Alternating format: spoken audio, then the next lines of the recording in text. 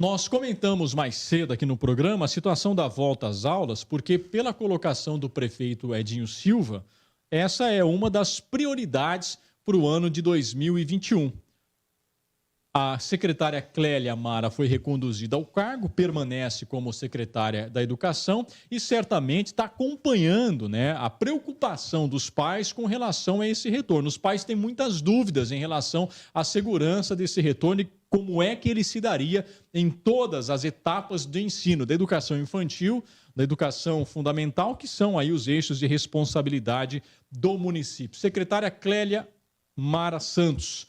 Tem aí o seu espaço, então, para passar o ponto de vista da secretaria, principalmente para responder às dúvidas que os pais têm nesse momento de incerteza em relação à segurança da volta às aulas. Secretária, bom dia. Bom dia a você, bom dia, Madalena, a Fernando, a todos que nos assistem. Luiz, eu acho que as mães, pais, né, familiares têm razão, é um momento bastante delicado, depois de um ano inteiro sem aula, discutir a volta às aulas. Mas a volta às aulas é algo urgente e necessário para que a gente discuta. E o nosso foco de discussão tem sido preservar, né, as crianças, preservar, inclusive, as possibilidades e as capacidades de aprendizagem das nossas crianças. Todos os acompanhamentos internacionais e nacionais que foram feitos desde de março até o final do ano de 2020 apontam algumas questões muito importantes para que a gente possa pensar nesse retorno e num retorno seguro à volta às aulas. O primeiro diz respeito aos inegáveis prejuízos cognitivos, aos prejuízos de aprendizagens que as crianças tiveram nesse momento, né, de suspensão das aulas. E a preocupação é que a permanência desse não vínculo com a escola nos traga prejuízos irreparáveis, inclusive possibilitando a evasão escolar e o agravamento da vulnerabilidade infantil. São questões que a gente não pode ocultar do nosso debate, são questões que nós temos que pensar, refletir, dar respostas para elas. A outra questão diz respeito ao fato de que, passado todo esse período, né, um ano letivo inteiro, há diversas ponderações, inclusive da área médica, nos dando algumas balizas necessárias para imaginar como é que nós organizamos o retorno às aulas. A Prefeitura do município de Araraquara, acho que é importante que a gente lembre disso, em outubro do ano passado, publicou um decreto, 12.398, que diz respeito ao protocolo sanitário e medidas de prevenção para garantir um retorno seguro. E é nisso que a gente está pensando. O nosso retorno, primeiro, vai se dar de modo muito parcial, inclusive dialogando aí com o Plano São Paulo, né, um retorno muito parcial, com limitações de quem retorna, né? Tem uma questão, por exemplo, né, se a criança tem familiar ou se a própria criança tem comorbidades, ela volta ou não, ela não volta, né? A gente tem feito esse diálogo muito próximo e fortemente alinhado com a saúde, então a recomendação é de que elas não voltem, essa é uma pergunta do grupo das mães. A outra questão é de que nesse momento não há obrigatoriedade de retorno, nós vamos dialogar com esses pais, com essas mães, com esses familiares em torno desse retorno seguro, para que, né, as pessoas se sintam cada vez mais tranquilas e seguras em relação a isso. Mas esse primeiro retorno vai ser extremamente ponderado, extremamente devagar, né, porque as questões colocadas pela pandemia ainda estão à nossa volta.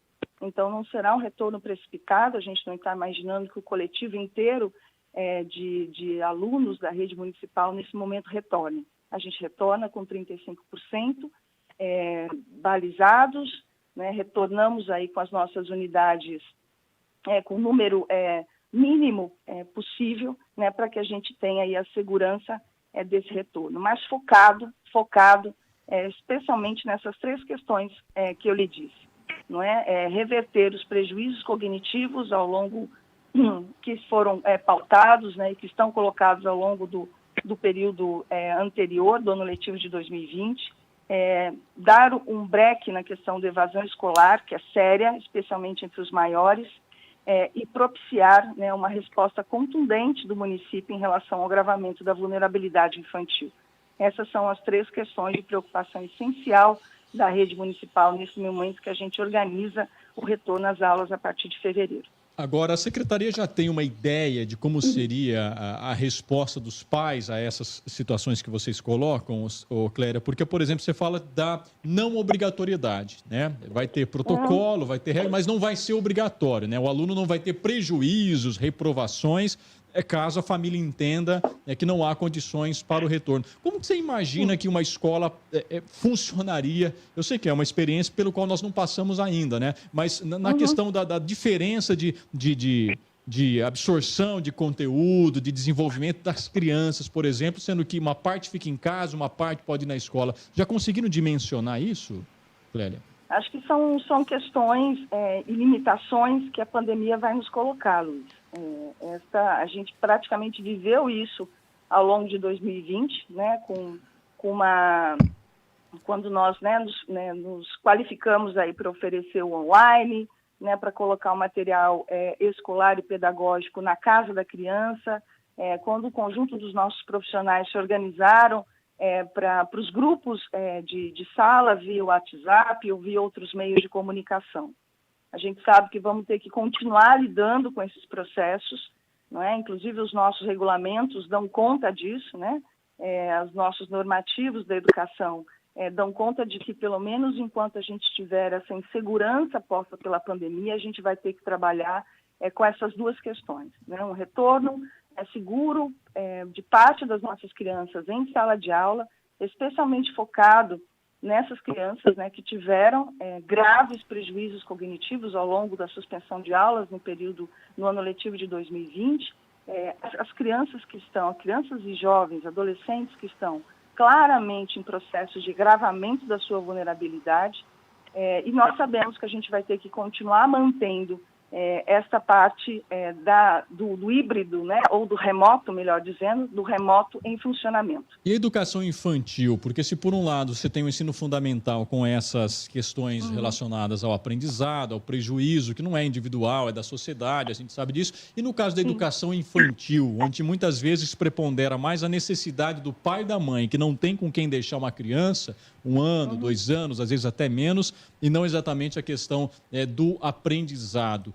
Os critérios serão os mesmos ou vai ter um plano específico para a educação infantil, Clélia? Na educação infantil, o nosso delineamento pressupõe o atendimento das crianças que estão conosco em tempo integral, que são aquelas mais vulneráveis, né, que precisam de uma resposta mais ampla da prefeitura. E nesse quesito da educação infantil, Luiz, me permita dizer que a rede municipal acumulou uma experiência absolutamente importante ao longo do ano letivo de 2020, que foi manter, durante todo o ano letivo, 2 unidades em funcionamento, que foi a unidade do CAIC, Rubens Cruz, e a nossa creche parceira, que é a Nossa Senhora do Carmo. Essas 2 experiências de conviver, né, com picos de pandemia, com momentos de refluxo e depois com momentos de tensão em torno de possível contaminação, a gente vivenciou e deu resposta para isso. Então, na questão da educação infantil, acho que nós já acumulamos uma experiência de como é que nós devemos funcionar em relação ao posicionamento, à conduta do educador, como é que nós tratamos esse assunto com as famílias e como é que nós fazemos a absorção das crianças no cotidiano da escola. Essa experiência nos dá de pronto uma premissa de que na educação infantil a gente pode caminhar com um pouco mais de segurança, dada essa experiência que a gente já acumulou. Bom, Fernando Madá. Embora seja de modo diferente, o estímulo na educação infantil é tão importante, o estímulo educacional na educação infantil é tão importante quanto nas demais etapas. É por isso também que a gente não pode deixar a educação infantil de fora desse processo de organização do retorno ao ano letivo. Agora, me diga uma coisa, secretária. Eu tenho observado aqui no nosso Facebook que muitos pais estão dizendo aqui que, de jeito nenhum, meus filhos só voltam à escola quando houver a vacina. Agora, vocês têm mais ou menos o percentual de pais interessados que seus filhos voltem às escolas? Porque eu creio que deve existir contra a secretaria uma pressão naqueles pais que dizem, olha, eu não tenho mais como segurar meus filhos em casa, eu não tenho condições. Vocês têm esses percentuais em mãos ou não? Porque você fala na volta de 35%, né? Então eu pergunto a você, vocês têm esse percentual em mãos ou não? Nós fizemos uma longa consulta, Madalena, no ano passado, no final do ano passado, com pais, né? A gente fez uma consulta pública envolvendo quase que 8.500 pais, e o contingente de famílias, né, de pais, mães que informaram. No momento, né, que a secretaria, a prefeitura informar que é possível voltar às aulas se eles levariam os filhos, a gente tem quase um impacto técnico entre essas duas questões, né, desse número de quase 9.000 pais que disseram que sim, né, a gente tem quase empate técnico entre 2 pontos percentuais, um pouco mais, entre aquele que disse que não vai e aquele que disse que vai. Né? Então, essa questão na sociedade, ela está bastante dividida. Né? A gente tem aí metade, quase que metade daqueles que fizeram a consulta, interagiram com a consulta pública da Secretaria, dizendo sim que voltam. Fernando? Até porque a gente tem uma situação já colocada de retorno de uma série de outras unidades escolares, inclusive da rede privada, inclusive de outros estados que já voltaram. Né? Então, essa questão está no norte, né? Está na cabeça de muitos familiares. E porque Clélia, a escola, para eles, é algo indispensável. Né? E eles sofreram muito, né? As crianças sofreram, os familiares sofreram de modo contundente com a suspensão das aulas necessária por conta aí da assimilação da pandemia no ano de 2020. Clélia, bom dia. Fernando, com relação à educação, acho que a educação precisa dar respostas importantes nesse ano de 2021, mas não pode arriscar tudo também. Então, acredito Claro que não. um trabalho Óbvio. importante foi feito e ele deve continuar sendo feito. A minha dúvida é a seguinte, eu estou vendo, por exemplo, o Reino Unido foi um dos países que foi mais reticente no fechamento de escolas. Hoje, o Reino Unido fechou as escolas novamente em função do agravamento da pandemia. A minha pergunta é a seguinte, você diz que vai coordenar essa volta com um grupo limitado, um grupo de 35% dos alunos. De que maneira como a secretaria vai esquematizar esse processo em função dos alunos? De que maneira? Quem são esses alunos que estarão nesse momento na escola, nesse retorno que será anunciado? Então, isso está, inclusive, colocado no decreto, né? A gente tem lá um rol de atendimentos prioritários, né? Para esse momento de retorno. O primeiro são aquelas crianças e adolescentes que não puderam, por diferentes dificuldades ou limitações, interagir, seja com online, seja com o material didático e escolar que a gente colocou na mão dos seus familiares. Esse é o primeiro grupo prioritário. Depois as crianças e adolescentes que, mesmo com online, mesmo com o material, apresentaram diferentes dificuldades cognitivas e pedagógicas ao longo do ano letivo de 2020. Depois interagindo com um grupo de crianças e adolescentes cujas famílias demandam este retorno prioritário. Então, são esses 3 focos que a gente vai abordar nesse primeiro momento, né? De acordo, ouvindo as famílias, obviamente, né? Isso é um fator essencial, elas são parte integrante desse processo de retorno, de retomada das aulas presenciais. Né? Sem esse diálogo com elas, obviamente que isso não vai se dar. Clélia, outro assunto que eu acho que é importante também, e há uma dúvida muito grande, é como é que fica a situação de funcionários e professores que estão hoje no grupo de risco. A retomada para eles será diferenciada? Como é que funciona? Eles não retornam, né, no presencial, obviamente, né? Nem professores, nem educadores, nem o corpo de apoio ou de serviço da unidade escolar, que neste momento estão afastados porque tem algum tipo de comorbidade, obviamente que eles não voltam para o presencial, né? A gente vai se organizar preservando aí essas pessoas e o seu afastamento. Elas continuam interagindo conosco no online. mas elas não retornam presencialmente. Bom, a gente teria inúmeras outras questões, né, Madá, que vão chegando na nossa audiência e tal, mas, enfim, eu penso que a secretária já deu um apanhado geral de como a secretaria está pensando em trabalhar essa questão do retorno às aulas, que vai acontecer, ao que nos parece, né, Clélia, ou está condicionada a alguma questão, por exemplo. Os números, né, não favorecem, né, uma melhora nesse começo de ano da questão das contaminações. Esse retorno está condicionado ou basta o governo de São Paulo dar aval e retornar à rede estadual? O governo estadual já deu algumas importantes premissas em relação a isso, né? Eles estão preparados, inclusive tem normativo do próprio governador indicando, né, que o retorno da rede estadual se dá no dia 1º de fevereiro. A gente está com independente da fase, né? Independente da fase. Quer dizer, na pior das possibilidades, fase vermelha, mesmo assim se dá o retorno até 35%, né? Sim, sim. Muito pautado, inclusive, na experiência internacional.